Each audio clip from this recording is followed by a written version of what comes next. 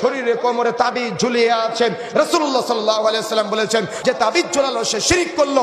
আজকে মাইকের আওয়াজ মাহফিলে যতদূর পর্যন্ত যাচ্ছে, যাদের কোমরে, যাদের হাতে, যাদের মাজায়, যাদের গলায় তাবিজ ঝুলে আছে, আল্লাহ রাসূল বলেছেন যে তাবিজ ঝুলালো সে শিরক করলো। আল্লাহ রাসূল বলেছেন সে শরীক স্থাপন করলো, সে শিরক করলো। সুতরাং যদি আপনার শরীরে তাবিজ থাকে, হাতে কোমরে পায়ে তাবিজ থাকে, আজকে এই বৈঠকে বসে এখনই তাবিজ খুলে যেতে হবে।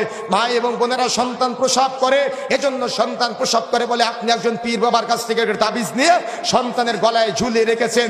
এই তাবিজ কাজ করতে পারে, তবে এটা হলো শিরক আকবার। আল্লাহ রাসূল সাল্লাল্লাহু আলাইহি ওয়াসাল্লাম বলেছেন শিরক। সুতরাং যে হুজুরে দিক না কেন সে হলো মুশরিক, আর যে ব্যবহার করবে সে হলো শিরককারী। সুতরাং তওবা করতে হবে, আল্লাহকে চিনতে হবে।